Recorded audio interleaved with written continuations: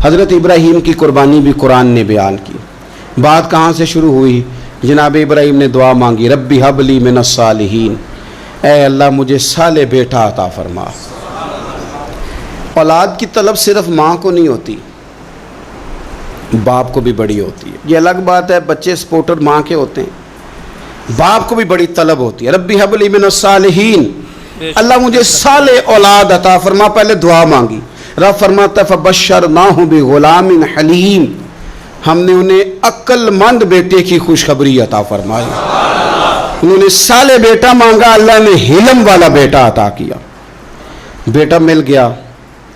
फलम्मा बलगा माहु साया, फिर जब बेटा उनके साथ काम करने के काबिल हो गया, बंदा रात को थका मांदा घर आए ना तो बेटा थोड़ा सा बड़ा हो जाए तो उसको चारपाई पे लेटा देख के अब्बा बड़ा राज़ी होता है।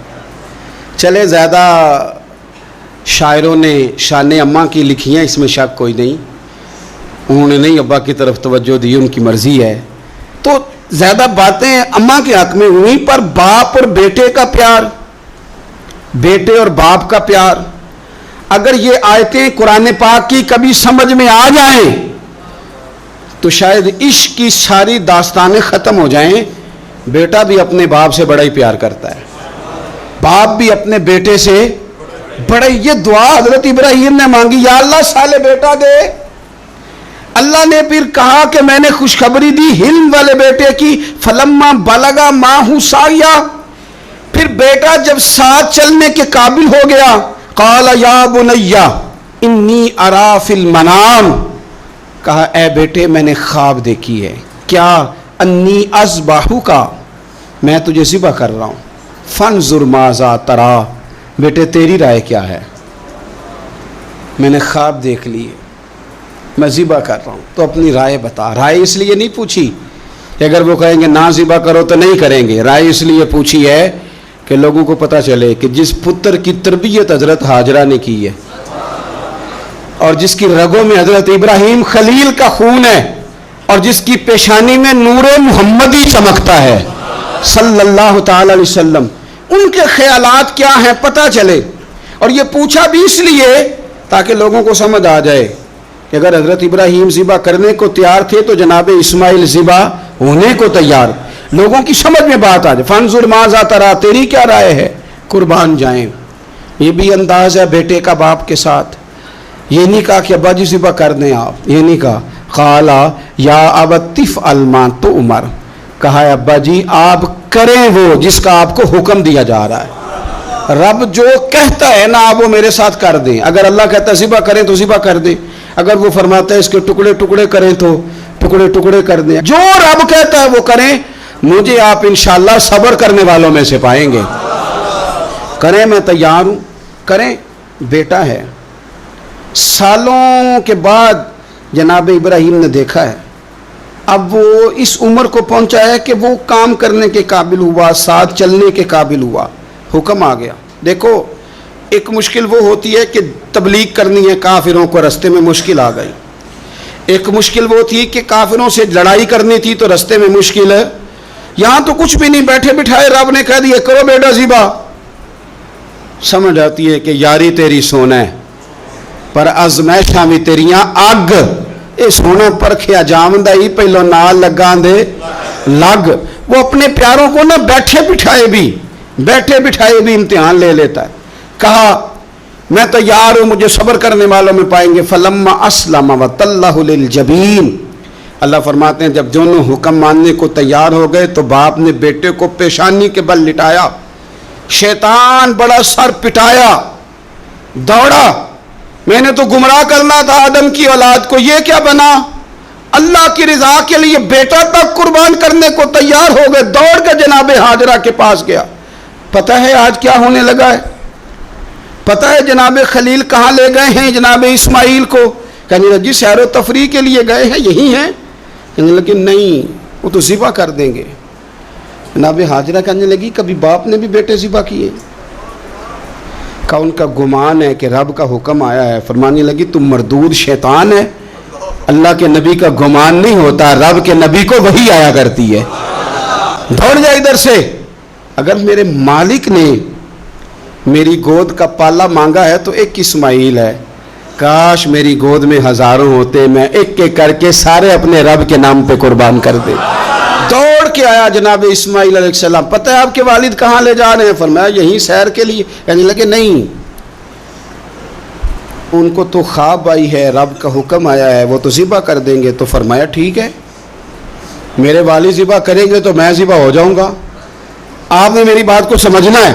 پھر حضرت ابراہیم کے رستے میں آیا، کہنے لگا اے ابراہیم، حضرت جبریل تو آئے ہی نہیں، آپ کو تو حکم حضرت جبریل کے ذریعے آتا ہے، آپ خواب دیکھ کے بیٹا ذبح کریں گے؟ روڑے اٹھائے، کنکر اٹھائے، زور سے مارے، وہ دوسری جگہ آ گیا، پھر کنکر مارے، پھر تیسری جگہ آ گیا، پھر کنکر مارے۔ کیا دنیا میں یہ بھی انداز بھی ہے کہ روڑے مارے تو عبادت کا ثواب ملے؟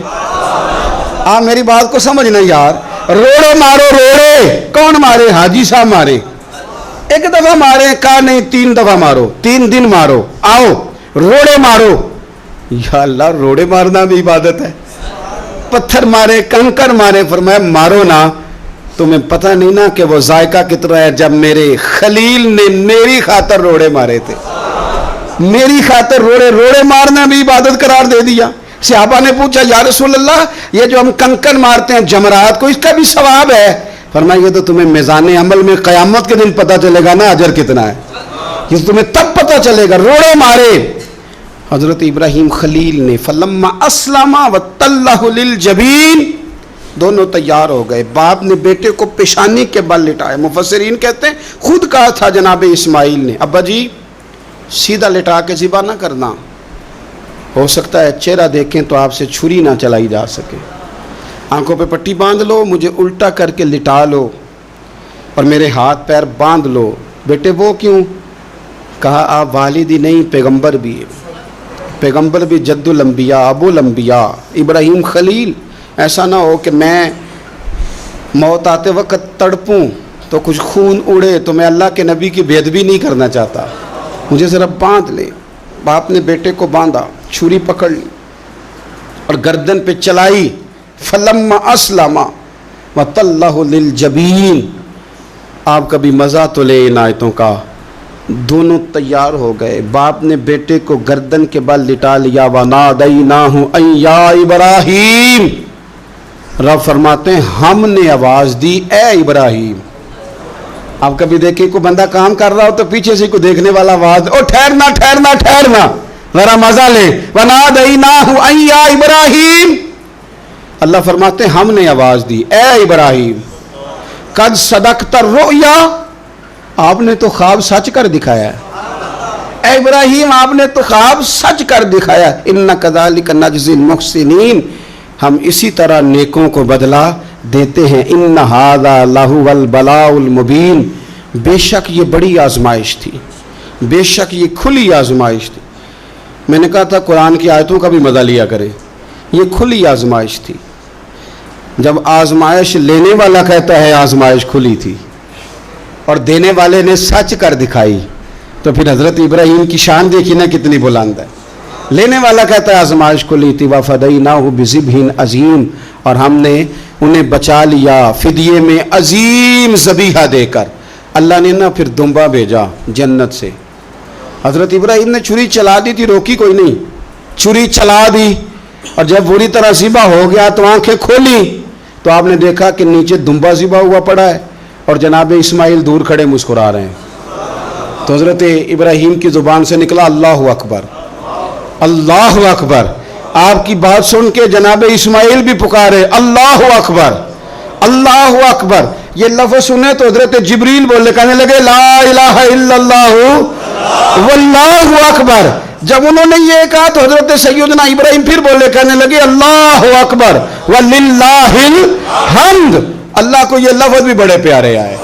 فرمایا پڑھو نا، 9 ذی الحج کی فجر سے لے کر 13 تک پڑھو نا ذرا سارے، اللہ اکبر، اللہ اکبر، لا الہ الا اللہ واللہ اکبر، اللہ اکبر وللہ الحمد۔ فرمایا یہ پڑھتے رہو۔ انہوں نے پڑھے تھے مل کے تو مجھے بڑے پیارے لگے۔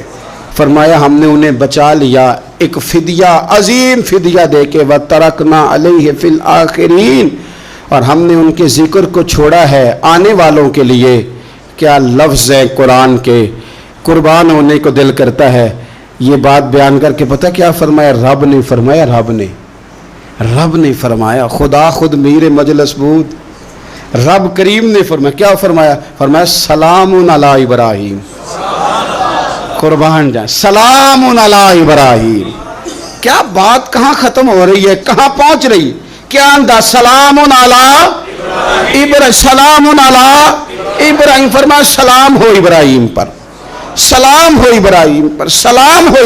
حضور فرمانے لگے غلاموں یاد رکھنا قربانی حضرت ابراہیم کا طریقہ ہے. یہ وہ طریقہ، کبھی بیٹے بھی کسی نے ذبح کیے ہیں، لے آئے میدانوں میں بیٹے ذبح کرنے، لے آئے. میرے نبی پاک سید عالم صلی اللہ علیہ وسلم نا شوق کرتے قربانی کا. بڑی پیاری چیز کوئی ہو نا تو بندہ کہتا ہے بڑی پیاری، بڑی لاڈلی، کہتا بیٹے یہ چیز ہے تیری ذرا سنبھال لینا. بڑی قیمتی چیز ہو تو بندہ بیٹے بیٹیوں کہتا ہے آؤ نا تمہیں دکھاؤں.